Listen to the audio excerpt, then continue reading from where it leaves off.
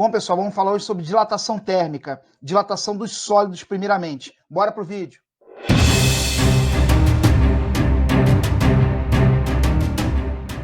Então, o que é, dilatação, pessoal? Dilatação é o aumento das dimensões de um corpo devido ao aumento da temperatura. Então, nós temos ali nas partes, constituintes do corpo, várias moléculas, Várias moléculas interligadas formando esse corpo. Quando eu aqueço esse corpo, eu faço o espaço vibracional dessas moléculas aumentar. Então, necessitando de mais espaço, porque aumentou a sua vibração, ocorre a dilatação térmica desse corpo, devido ao aumento da temperatura. A mesma coisa acontece se eu resfriar esse corpo, Ele contrai, uma dilatação negativa. Então, isso é observado em várias situações, Por que tem aquela barriguinha, num fio de um poste para o outro, fio de alta tensão? Justamente porque, num dia muito frio, se esse fio contrair, o que poderia acontecer? Arrebentar, entortar um poste, Então, a gente deixa um espaço ali, uma margem de segurança para ocorrer essa contração, essa dilatação. O espaçamento entre os vãos de uma ponte, Nós temos aqui um espacinho. Olha aqui num dia muito quente, como é que fica? O espaço, fica reduzido. Então, é deixar essa brecha ali, pessoal, esse espaço justamente pela dilatação que vai ocorrer, devido ao aumento da temperatura. O espaçamento entre os trilhos, se não tiver, olha o que acontece. O trilho, ele vai entortar, porque ele precisou de espaço para dilatar, ele não achou esse espaço, ele entorta, tudo bem? Porque ele vai dilatar, ele vai achar esse espaço, de algum jeito. Isso pode provocar alguns acidentes, Descarrilhamento do trem é muito perigoso. Então é necessário calcular esse espaçamento, de um trilho para o outro. Agora, se eu tenho, pessoal, uma chapa com furo no meio, se eu aumentar a temperatura, o diâmetro desse furo aumenta ou diminui? Vamos lá, o diâmetro do furo aumenta, porque eu tenho várias moléculas, estão vendo aqui, ó? Coloquei 3 moléculas aqui nesse furo, no furinho pequenininho. 3 moléculas espaçadas ali. Quando eu aumento a temperatura, o espaço entre uma molécula e outra aumenta. Olha o que acontece. Consequentemente, o diâmetro do furo vai aumentar. Isso aqui é muito usado na indústria naval. O cara aquece ali o buraquinho da chapa de aço com um maçarico, e coloca um pino e interliga uma placa a outra. Fechou, nunca mais vai aumentar a temperatura daquele jeito, vira uma peça só.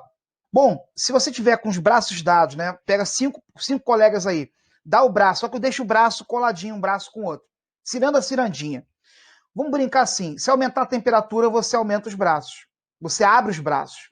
Abrindo os braços, você vai reparar que o espaço entre você e seu colega aumentou, o espaçamento, Isso que acontece, a molécula não infla. O espaço entre uma molécula e outra que vai aumentar. Consequentemente, o diâmetro do furo também aumenta. A dilatação se divide, primeiramente, em dilatação dos sólidos e dos líquidos, E a dilatação também se divide em uma subdivisão. Dilatação linear, que ocorre em uma dimensão, barra de ferro, vergalhão, fios, trilhos. Dilatação superficial, que ocorre em 2 dimensões. Você vai ter placa, chapa. A dilatação diária, Dilatação volumétrica, cubo, paralelepípedo, que acontece em 3 dimensões. Os líquidos só dilatam em 3 dimensões. Então, a dilatação linear, pessoal, consideravelmente uma dimensão. Tudo bem? Eu só considero a dilatação de uma dimensão. Como a dilatação ela é proporcional à variação de temperatura, e a dilatação, isso foi tudo comprovado em laboratório, e a dilatação é comprovadamente proporcional ao comprimento inicial, onde você tem mais comprimento, dilata mais, por ter mais moléculas. Então eu tenho aqui 3 dimensões nessa barra de metal aí, tudo bem? O comprimento ali que eu tenho horizontal, ele é muito maior do que a altura e a espessura. Consequentemente, ele vai dilatar mais, porque é diretamente proporcional.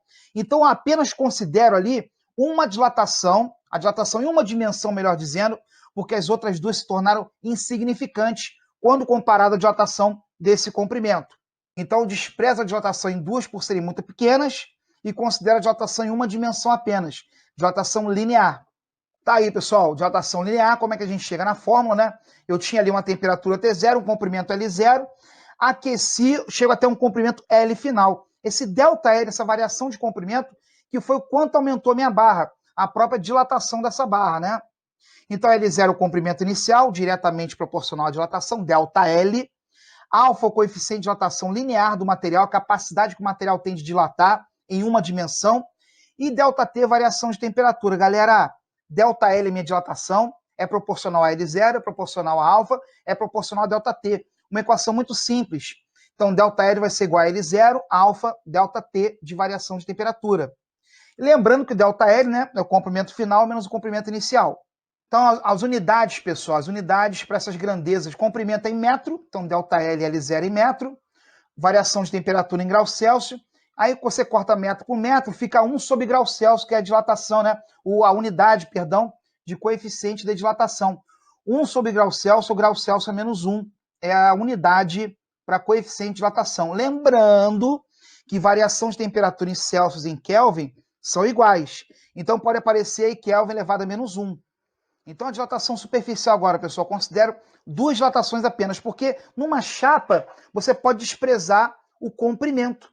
Tudo bem? Esse comprimentozinho aqui de espessura, de altura, né? Então dilata em 2 dimensões de forma significativa. Essa aqui da altura eu posso desprezar por ser muito pequena. Então eu considero a dilatação em apenas 2 dimensões.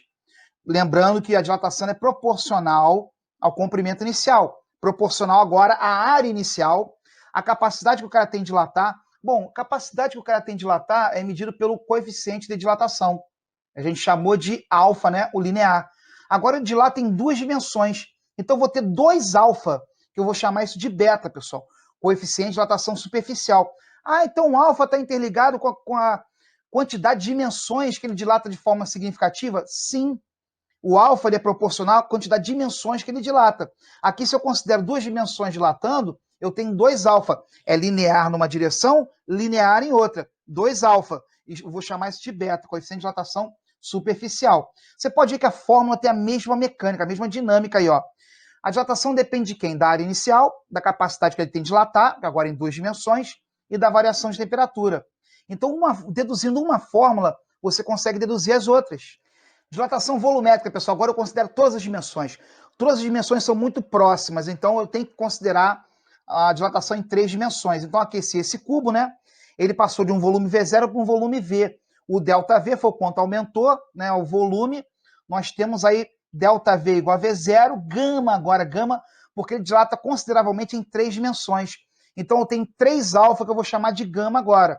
Então, vai ser o cara inicial, a capacidade de dilatar e a variação de temperatura. Então, ΔV igual a V0, gama, ΔT, de variação de temperatura.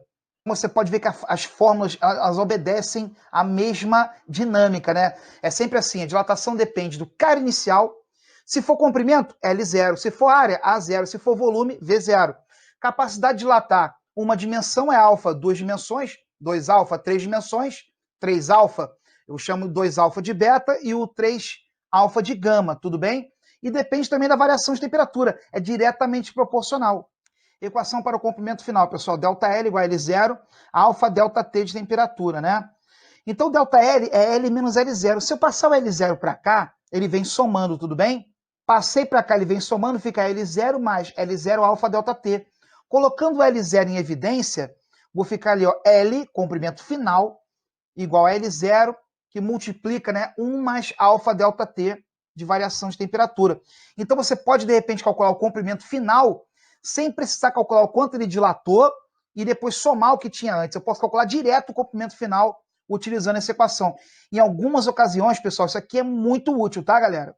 E aqui eu preparei um resuminho para vocês, tá? Da dilatação linear, da dilatação superficial, do coeficiente de dilatação, a relação que tem entre um e outro, né? E da dilatação volumétrica, pessoal. Esse é um resuminho para você guardar aí. É bom você copiar isso numa folha de papel quando for partir para os exercícios, tudo bem?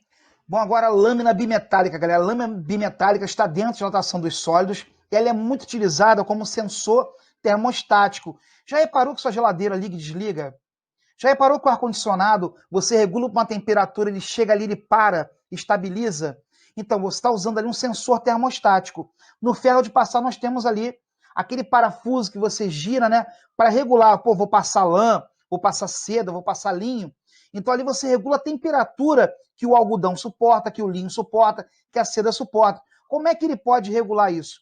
Esse parafuso vai deixar essa barra subir ou não subir, não, vai limitar essa angulação ali, essa deflexão dessa lâmina bimetálica. O que seria uma lâmina bimetálica? Uma lâmina composta por 2 metais diferentes, consequentemente, capacidade de dilatação, alfas diferentes. Então, eu coloquei aí, ó, lâmina A, lâmina B, né, o alfa de A maior que o alfa de B. Elas estão ali juntas. Como o A ele dilata mais que o B, ele vai tanto crescer mais quanto diminuir mais que o B. É uma via de mão dupla, né? Se ele tem um coeficiente de dilatação alto, ele tanto dilata quanto contrai bastante, mais que o outro. Então, se eu aqueço essa barra, o que ela faz? Ela entorta e pode fechar o contato do circuito ou abrir um contato no circuito. Tudo bem? Aqui nessa lâmina bimetálica do ferro de passar, nós limitamos ali essa deflexão da barra justamente com esse parafuso que você gira ali. Então, ó, fechou o circuito, agora esquentou demais, chegou na temperatura desejada ali para passar lã, por exemplo. Ela entorta e o parafuso segura ali, tudo bem? Nós temos ali uma limitação por esse parafuso, tá? Então, se esquentar, entorta no sentido do menor. Lembra daquela brincadeira que tinha de balões crescendo a uma certa velocidade? Eram vários balões, você escolhia uma cor, o que estourava primeiro perdia, né? O último ganhava a brincadeira. Então, imagina um balão crescendo aqui, um balão A e um balão B numa vazão menor. Tudo bem? O balão A, ele ocupa o espaço primeiro por encher mais rápido. Então, ele vai entortar o B porque ele chegou primeiro. Então, a dilatação aí, pessoal, e a contração também é determinada pelo cara de maior coeficiente de dilatação. Se ele contrai, se o A contrai aqui nesse desenho, ele ia subir. Beleza? Porque ele contrai mais, faz com que o B, né, ele contrai primeiro. O B entortaria ali para cima. Tanto o A e o B, a lâmina entortaria para cima. Agora, aquecendo essa lâmina, o A dilata primeiro, ocupa o espaço primeiro e entorta, né, no sentido de B ali, entorta para baixo. Então, numa variação de temperatura positiva, essa lâmina entorta para baixo, numa variação de temperatura negativa, a lâmina entortaria para cima, né? Sofria uma contração maior. Aqui um exemplozinho, pessoal. Uma questãozinha que eu coloquei para vocês. Ó, uma lâmina bimetálica de bronze e ferro na temperatura ambiente é fixada por uma de suas extremidades, como visto na figura abaixo. Eu tenho aí bronze e ferro, tá? Nessa situação, a lâmina está plana e horizontal, perdão. A seguir, ela é aquecida por uma chama de gás. Após algum tempo de aquecimento, a forma assumida pela lâmina será mais adequada, representada pela figura. Bom, ele deu esses coeficientes de dilatação linear, estavam lá embaixo na questão, né? Repare que o coeficiente de dilatação do bronze é maior. Tudo bem, pessoal? Maior que o do ferro. Então, o bronze dilata mais. Dilatando mais, ele ocupa primeiramente espaço, ele vai entortar essa lâmina, né, para baixo, no sentido de quem dilata menos. Então, nós temos a configuração aí, pessoal, letra D. Bom, espero ter ajudado. Muito obrigado e até a próxima.